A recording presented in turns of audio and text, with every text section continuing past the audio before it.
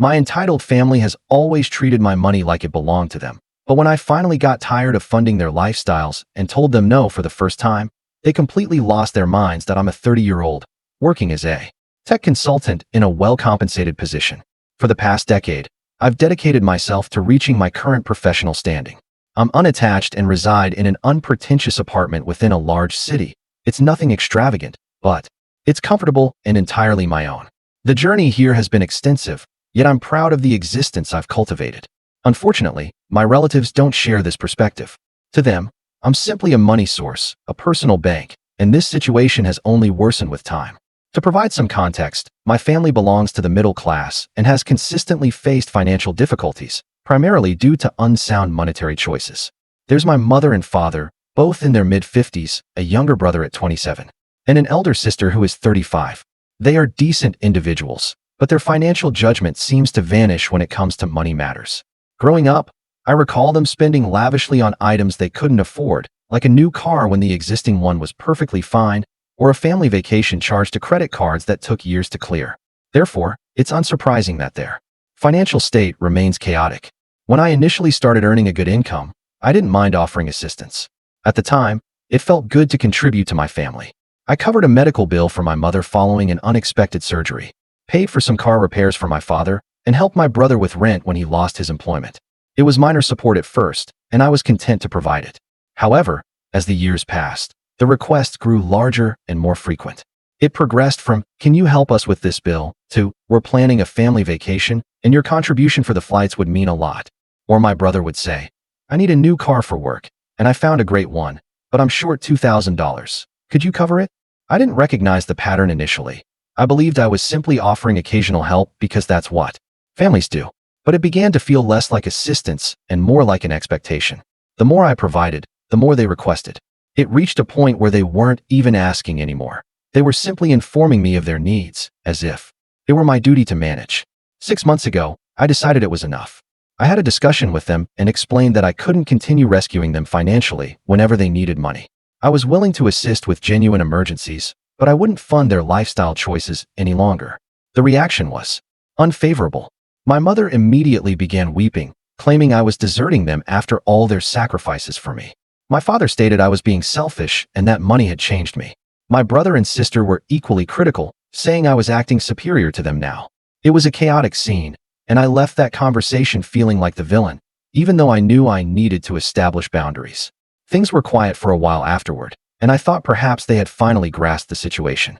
But then, last week, my sister contacted me with what she called a great opportunity. She claimed she needed $15,000 for a business investment that was guaranteed to double her money. The way she described it, it sounded like one of those questionable pyramid schemes, and I expressed this to her.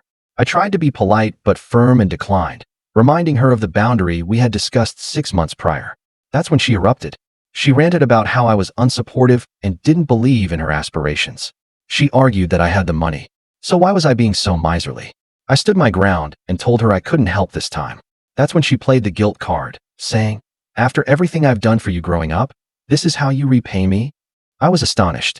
What exactly had she done for me? I've been financially independent since I was 18.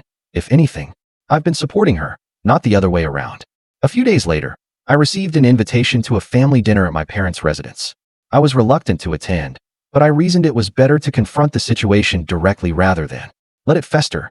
As soon as I entered, I sensed the tension in the room. My sister was giving me the cold shoulder, my brother was avoiding eye contact, and my parents had that particular look, the one they get when they're about to confront me. We hadn't even finished the appetizers before my father brought it up. He inquired why I had declined to help my sister with her investment opportunity. I calmly explained that I couldn't continue providing money and that her idea didn't seem like a sound business proposition anyway. That's when chaos ensued. My mother accused me of abandoning the family, claiming I had forgotten my origins now that I was earning substantial money. My father interjected, stating it was my obligation to assist since they had supported me when I was younger. My brother chimed in, calling me an arrogant rich person and saying I was acting as if I were too good for them. It was a complete onslaught, and no matter how much I tried to clarify my position, they wouldn't listen. My mother began crying, bringing up all the sacrifices she made for me as a child. She kept repeating, "How could you do this to us? We're your family." It was as if they had rehearsed it, and I was the antagonist in their narrative. I attempted one last time to calmly explain why I needed to establish this boundary, but it was futile. They didn't want to hear it. They just wanted me to hand over the money and remain silent. The dinner concluded with me leaving. I couldn't endure it anymore. As I departed, I heard my brother mutter, "You're going to regret this." I drove home feeling drained, but I knew I had made the correct decision. I felt compelled to share this story because I'm uncertain if I'm in the wrong here, or if my family is simply being unreasonable. I've given them so much already. At what point is it acceptable to decline? Update 1. After the outburst at the family dinner, I anticipated tension, but I didn't expect complete silence. My phone was eerily quiet. No calls, no texts, nothing. Initially, I thought perhaps they needed some time to calm down, so I waited a few days. But when a week passed and I hadn't heard from anyone, I decided to reach out. I called my mother. First, no answer. I texted my father and received a terse reply. Busy. I even tried my sister, who is usually glued to her phone, but I was left on read. It was as if they had all conspired to sever contact completely. The silence felt deliberate, as though they were attempting to punish me for saying no. I wasn't sure what to make of it, but I decided not to pursue them. If they required space, I would grant it to them. A few days later, I was browsing Facebook when I noticed my sister had been posting some not-so-subtle statuses. Things like, "It's funny how some people forget their roots as soon as they get a little money, and family should always come first, but some people only care about their bank account."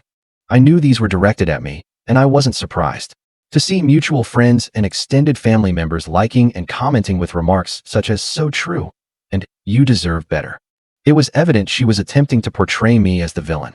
The following day, I received a lengthy, emotional text from my mother. She stated they had to pawn several family heirlooms because they were experiencing such severe financial difficulties. She mentioned my great-grandmother's necklace and a watch that belonged to my grandfather, making it sound as though they had been compelled to do so because I had refused to help. She didn't explicitly ask for money, but the implication was unmistakable. It felt like another attempt to guilt me into opening my wallet. I could feel the familiar pull of guilt, but I remained steadfast. I had clearly established my boundary, and I wasn't going to retreat now. Later that week, my sister sent me a message out of the blue. It was brief and dripping with sarcasm. "Thanks for the support. I truly thought you'd believe in me, but I guess I was mistaken."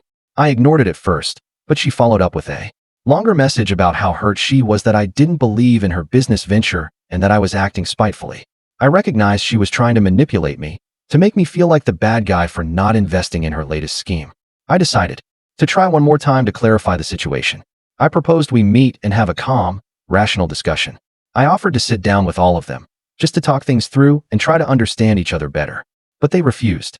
The response I received was a terse message from my father saying, "You can come when you're ready to apologize." Apologize? For what? For not handing over $15,000? It was as if we were existing in different realities. The next shock came from a cousin who called me, concerned. Apparently, my brother had taken out a high-interest loan to cover the car payment I had refused to help with last month. He hadn't mentioned any of this to me, of course, but now the family was blaming me for his financial predicament. They were claiming that if I had just helped him in the first place, he wouldn't be saddled with a loan carrying exorbitant interest rates. It was absurd, but it was also typical. Somehow, it was always my fault when their poor decisions came back to haunt them. All of this stress was starting to take its toll, so I decided to schedule a session with a therapist. I had never been to therapy before, but I figured it was time to get an outside perspective. The therapist listened as I explained the entire situation, from the initial requests for money to the current fallout. She validated my feelings and helped me see that setting boundaries wasn't selfish, it was essential. She suggested I consider creating a long-term plan to separate myself financially and emotionally from my family. It was difficult to hear, but I knew she was correct. Just when I thought things couldn't get worse, I received an anonymous message. It was a simple text from an unfamiliar number. "You'll regret treating your family like this." I don't know who sent it, but I have a strong suspicion. It felt like a thinly veiled threat, and it left me shaken. After I posted an update here on Reddit explaining everything that had transpired, the response was overwhelming. You all were advising me to go no contact, or at least low contact, but I wasn't sure I was ready for that step yet. I still felt a sense of obligation, even though I knew it was misplaced. I wanted to believe there was a way to mend things without completely severing ties, but I was starting to doubt it. As if things weren't bad enough, my aunt reached out. She's one of those individuals who prides herself on being the family peacemaker. She told me I needed to be the more mature person and reach out again, make amends, and smooth things over. It felt like yet another attempt to make me responsible for everyone else's poor conduct. I was starting to feel isolated, as though I was the only one who could perceive the toxicity of this entire situation. After much deliberation, I decided to make my side of the story public. I made a post on my personal Facebook account, explaining precisely why I had stopped providing money. I was careful not to directly attack anyone, but I made it clear that I had helped more than enough and that I was no longer going to be the family ATM. The reaction was mixed. Some people were supportive, saying they had been in similar situations and understood how difficult it was to say no. Others criticized me for discussing family matters online, saying I should have kept it private. But I don't regret it. For the first time, I felt like I was finally asserting myself, and it felt like a step in the right direction. Now I'm just waiting to see what the repercussions will be. If the past few weeks are any indication, it's not going to be pleasant. Update 2: my Facebook post triggered a chain reaction I hadn't fully anticipated. Within hours, the family group chat erupted. I wasn't even a part of it anymore, but a cousin sent me screenshots.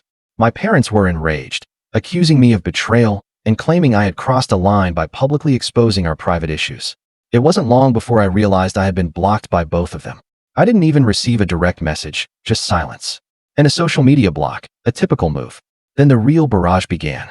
My phone buzzed nonstop with messages from cousins, aunts, and even a few distant relatives I barely spoke to. They were angry, calling me selfish and ungrateful. A few went as far as to say I had humiliated the family. It was evident the smear campaign had extended beyond immediate family. Now it was spreading to anyone who would listen.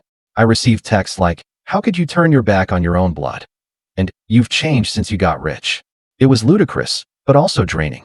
At that point, I realized I needed to defend myself properly. I went back through my bank records, texts, and emails. It took hours, but I compiled a detailed list of every dollar I had given to my family over the years: medical bills for my mother, car repairs for my father, rent for my brother, and countless smaller emergencies. By the end of it, the total was over $100,000. I had proof for everything: bank transfers, payment confirmations, and even some old messages thanking me for the assistance. I decided I wasn't going to let them portray me as the bad guy without presenting the complete picture. I sent the list directly to my sister. It was a simple message: "This is why I said no." I didn't add anything else. She read it almost immediately, but didn't respond.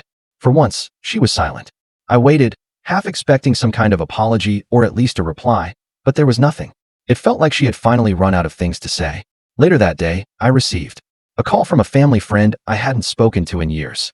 She told me she had witnessed the drama unfold online and wanted to check in. Surprisingly, she wasn't calling to criticize me.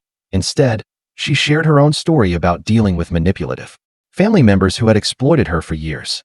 She said she had eventually had to cut them off too, and it was the most difficult thing she had ever done, but it was also necessary.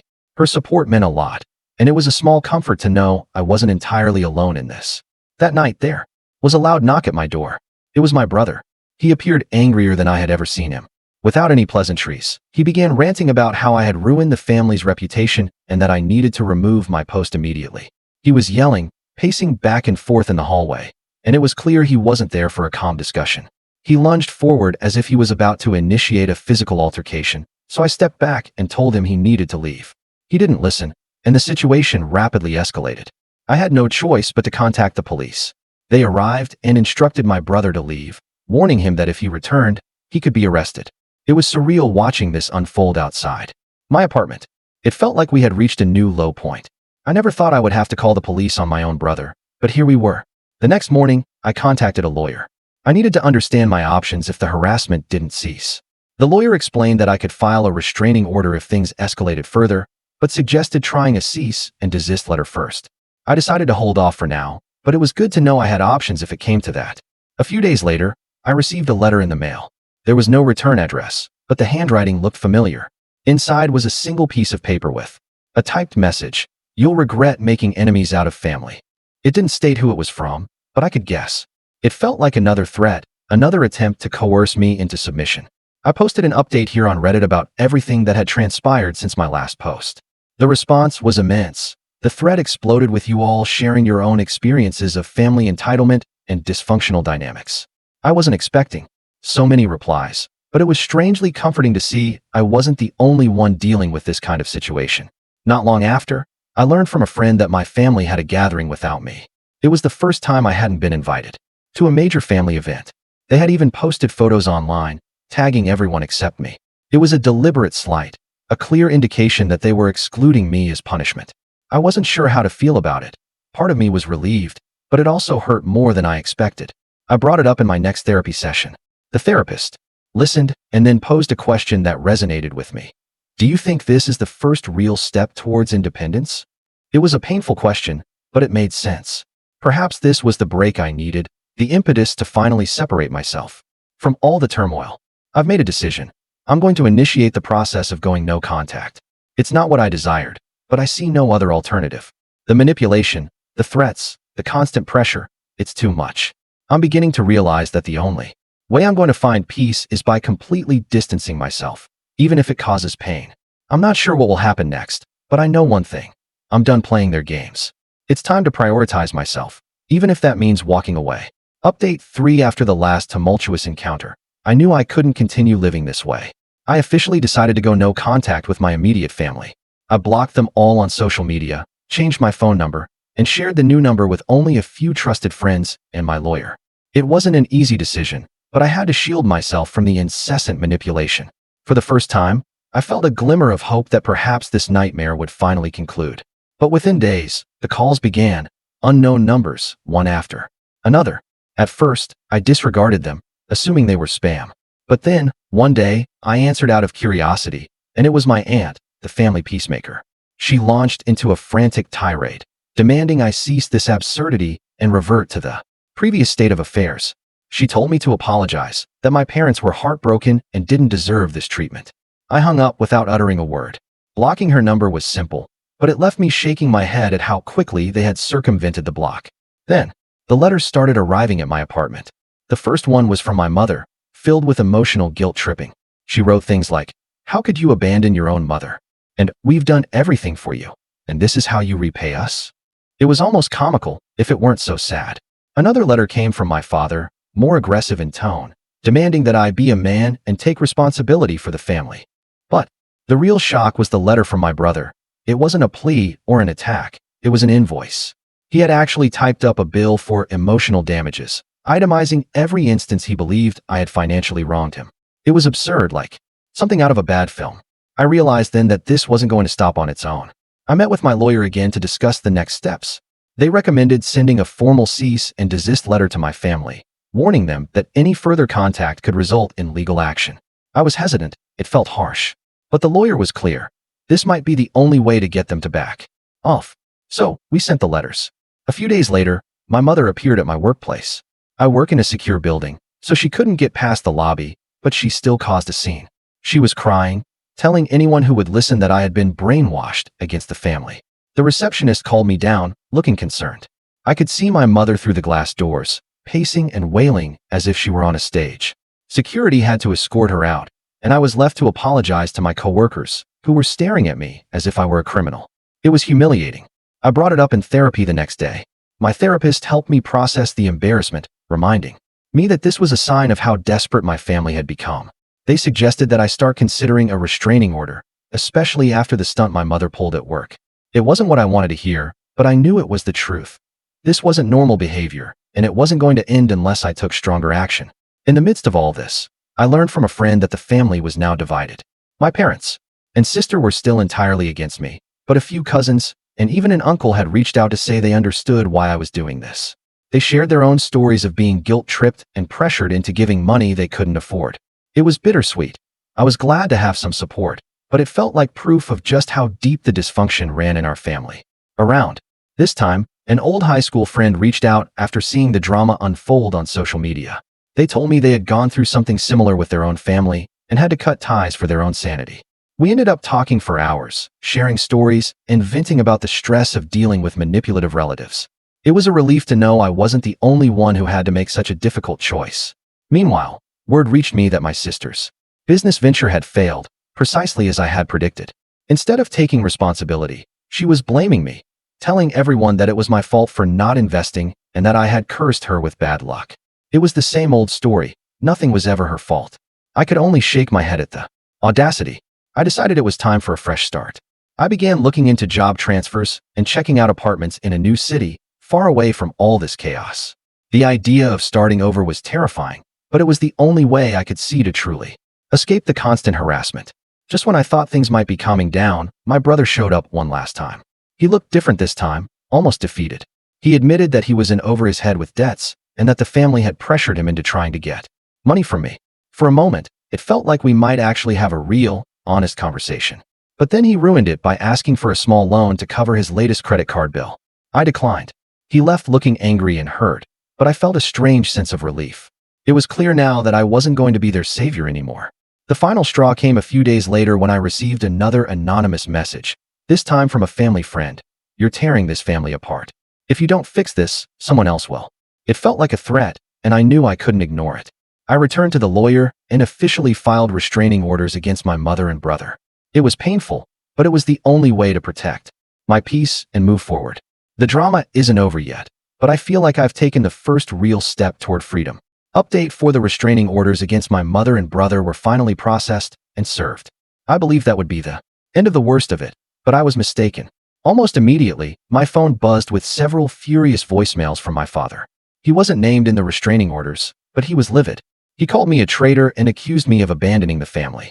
He left 3 back-to-back messages, growing more enraged with each one. It felt like he was attempting to guilt trip me into regretting the legal action I had taken, but I disregarded them. A few days later, my boss called me into a private meeting. At first, I thought it was about a project deadline, but then he showed me a list of calls my workplace had received. My family had been calling, claiming I was experiencing a mental breakdown and needed immediate help. They even tried to make it sound like I was a danger to myself and others. The accusations were absurd, but it was a clear attempt to sabotage my job and damage my reputation. Thankfully, I have a strong relationship with my boss. He had observed my work ethic and knew something wasn't right. He assured me that my job was secure and that he could see through the manipulation. Still, it was a wake-up call. If they were willing to stoop this low, what else were they capable of? I started investigating to find out more about what was happening behind the scenes. A mutual friend from my hometown reached out and told me that my sister had been spreading rumors, telling everyone I had lost it and was going through some kind of midlife crisis. The objective was obvious: discredit me before I could share my side of the story. She was portraying me as unhinged, trying to make me appear like the one who was out of control. It was infuriating, but it only made me more determined to protect myself. Some Reddit users suggested I take extra precautions. They advised me to set up a P.O. box to avoid providing my real address and to strengthen all my privacy settings across social media. I followed their advice and locked down everything. I even went as far as changing my email and updating my security questions. It felt paranoid, but given how far my family had already gone, it seemed necessary. Despite everything, my parents made one last attempt at manipulation. I received a thick letter in the mail. Inside, there were pages filled with emotional pleas, discussing how they were on the verge of bankruptcy and how I was dooming them to poverty by cutting them off. They begged me to reconsider, saying that without my financial support, they would lose everything. The words were dripping with guilt-inducing language, but there was something off about it. It felt more like a strategy than a genuine cry for help. I didn't respond. Then things took a darker turn. One night, I arrived home from work and noticed something peculiar about my apartment door. It looked like someone had tried to force it open. The lock was scratched, and the door frame had small splinters, as if someone had been prying at it. I immediately contacted the police, but there wasn't much they could do without concrete evidence. My intuition told me it was my brother, but without proof, it was just a suspicion. That was the breaking point for me. I installed a security camera outside my door the next day and shared the live feed with a few trusted friends, just in case anything occurred. In therapy, I began to process everything that had been happening. I admitted that a part of me felt guilty for taking legal action, even though I knew it was the right thing to do. My therapist pointed out that I had been conditioned for years to feel responsible for my family's financial well-being, even when it wasn't my burden to carry. It was a lot to absorb, but I could feel myself beginning to break free from that mindset. Not long after, I received an anonymous package in the mail. It was a plain brown box with no return address. Inside was a photo album from my childhood, filled with pictures of family vacations, birthday parties, and holidays. There was a handwritten note tucked inside. "Remember who you are. Remember your family." It felt like one last-ditch effort to draw me back in, to make me reminisce and weaken my resolve. Instead, I discarded it without a second thought. On a more positive note, my request for a work transfer was approved. I had found a new apartment in a different city, far away from all the drama. I would be moving within the month, and it felt like a fresh start was finally within reach. Just when I thought I was in the clear, my father called from an unknown number. He pleaded for a meeting before I left. Against my better judgment, I agreed, but only in a public place. We met at a small cafe, and he looked more weary than I had ever seen him. He started by saying he never wanted things to escalate this far and blamed my mother and sister for escalating everything. For a moment, it felt like he might actually be sincere. But then he asked for money one last time, claiming that it would fix everything. I calmly told him no. I explained that this cycle of me rescuing them needed to end. He looked defeated but didn't argue. He simply stood up and left without another word. Watching him walk away, I felt a strange sense of closure. It wasn't the ending I had hoped for, but it was the ending I needed. Now, with the move just weeks away, I feel like I'm finally on the path to genuine freedom. It's been a painful journey, but I'm ready to leave this chapter behind and start anew. Update 5: The relocation proceeded more smoothly than I had anticipated. I settled into my new city and quickly realized it was precisely what I needed. The fresh start felt like a burden lifted from my shoulders. My new apartment is smaller, but it's cozy, and I've already established a comfortable workspace. The transfer at work was seamless, and my boss has been incredibly supportive throughout everything. It's been a relief to finally concentrate on my job without constantly worrying about family drama. For the first time in years, I could truly breathe. The anonymity of a new city was liberating. I didn't have to concern myself with encountering someone who knew me or my family's difficulties. I started exploring my new neighborhood, joined a few local groups, and even made some friends who were unaware of my family issues. It felt like an opportunity to rebuild my life from scratch. But, of course, my family wasn't finished. A few weeks after I moved, a friend from my old city called me, sounding concerned. They had heard from mutual contacts that my family was telling everyone I had gone missing. Apparently, my parents had been spreading stories that I had disappeared, suggesting I was experiencing a breakdown and had severed contact because I wasn't in my right mind. It was obvious what they were trying to do, make me appear as the unstable one who abandoned them, rather than admit I made a choice to go no contact. The next development occurred when a private investigator appeared at my door. At first, I had no idea who he was, but when he introduced himself, he stated he had been hired to check on my well-being. I instantly knew my mother was behind it. I showed him the restraining orders and explained the situation. He apologized profusely and said he hadn't known the full story. He dropped the case immediately, promising he wouldn't bother me again. It was almost satisfying watching the private investigator realize he had been drawn into a wild goose chase by a manipulative client.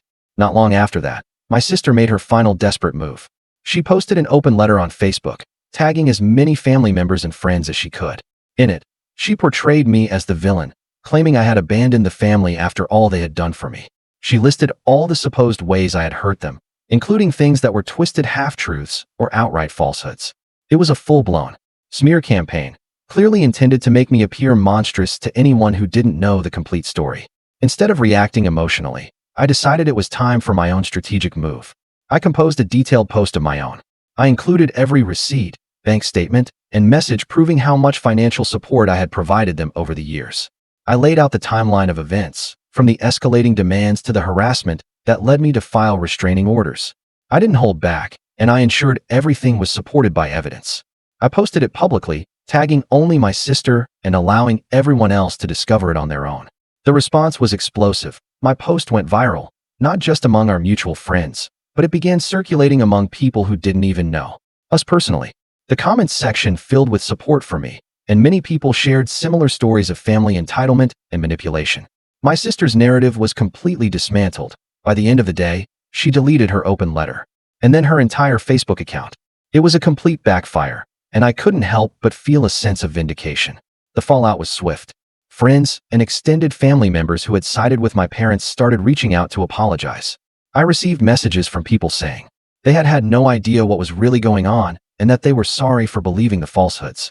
It felt like a tidal wave of validation after months of being painted as the villain. Even a few relatives who had remained silent through all of this reached out to say they supported my decision and understood why I had gone no contact with the family. With the family drama finally behind me, I've been able to focus on building a new life here. I joined a local hiking club, picked up a few new hobbies, and even started dating again. It's peculiar how quickly things fell into place once I eliminated the toxicity. I'm no longer looking over my shoulder, anticipating the next manipulative move from my family. It's as if I can finally breathe without the constant pressure of their expectations weighing me down. In therapy, I discussed everything that had transpired and my therapist noted how much progress I had made in such a short time. It's incredible how different life feels when you're not constantly being guilt-tripped or manipulated. I'm discovering peace in ways I didn't think were possible before. I'm looking forward to this new chapter in my life. I've learned that sometimes the best way to love your family is from a distance, and that's acceptable. I can still cherish the good memories while accepting that it's healthier for me to maintain my distance now. I'm excited to construct a life that's truly my own, free from the constant demands and manipulation that once restrained me. For anyone reading this who might be in a similar situation, trust your instincts, establish your boundaries, and remember that it's okay to prioritize yourself. Sometimes walking away isn't surrendering, it's choosing to live on your own terms. Thank you all again. This will be my final update. I'm signing off for good, ready to move forward and leave all of this behind.